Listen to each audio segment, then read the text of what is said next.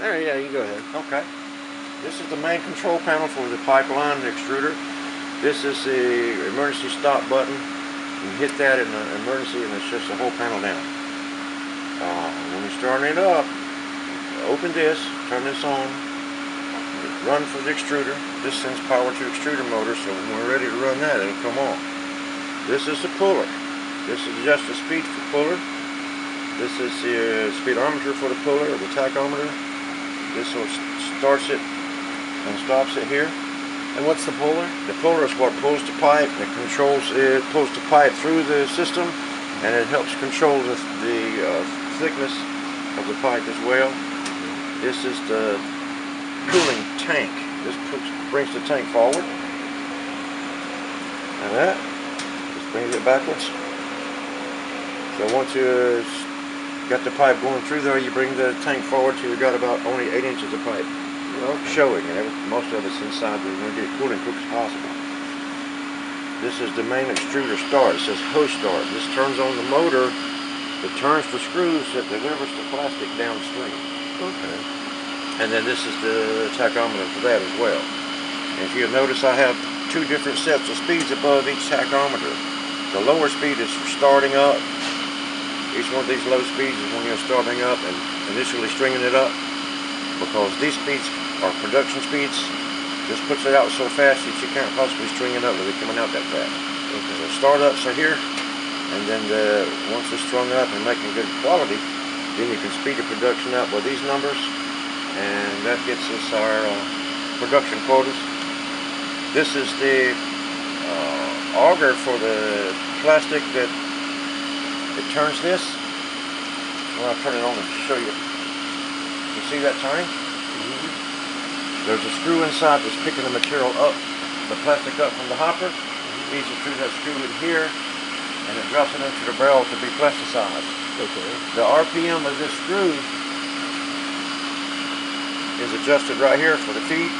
This is the tachometer.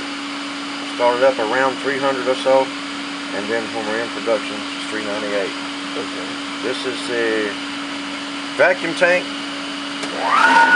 That sucks the atmosphere out of the tank and creates some negative pressure. It helps pull the pipe out and holds the ovality and the OD of the pipe. And this is the water pump. When do you turn that on? After it's strung up, once you have pipe coming through the line. Okay. And so pipe's going through both ends, through the puller, and then you turn the vacuum. And then the water pump is for the cooling. That sends the water through the sprayers inside the tank. Okay. And the cooling bath does 2 things. It cools the pipe, and it's also a vacuum chamber that's sucking out the pipe.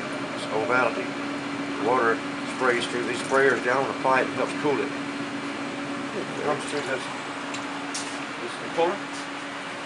Here comes through the tank. You can adjust the puller, keeps the pipe moving downstream.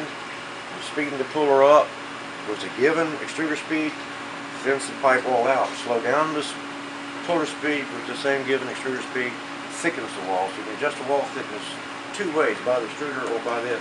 Okay. And it comes through here to the saw, and then it hits the switch. Switch cuts the pipe, and it drops that table. Pipe falls off. Here you go. Okay. So we've covered everything on the control panel here? Yeah. So currently it's warming up. How do you know when it's warmed up? Or when it reaches the set points, for instance, 184, 182, this one's still got about 40 degrees to go. This one only has a couple degrees. These are good. This one's good. This one, for some reason, will never reach the potential of these. I don't know if it's a heater band's just weak, but that seems to be enough. It runs fine right there, as long as these are at these temperatures. Which I also put the production temperatures over each one of these. In the event we lose a process sheet, startup sheet, and we know where they ran good before. Same with all the other information. So once they reach those temperatures, then you consider it warmed up, and once it reaches those temperatures, I'll give it another 30 minutes for saturation, because the instant that it comes up to this, what's really came up to heat is the thermocouple. It's just these. It's a small piece of metal. So it's up to temperature. but the barrel itself is a massive piece of steel, so you need a soak time. From the time these come up to the actual barrel is hot as this is, it's good 30 minutes or so. So once they come up to temperature, give them another 30 minutes and just hit start at these startup speeds and let it purge until it comes out a good consistent extrudate, and then string it up, put it down to the line. Okay, what do we have here? This is a mixture of CPVC and a red color. It's mixed at a let-down ratio of 100 pounds of color with 100 pounds of plastic with 4 pounds of color.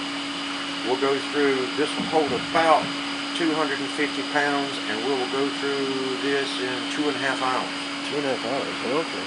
That's a lot, really. At those speeds. Okay, great.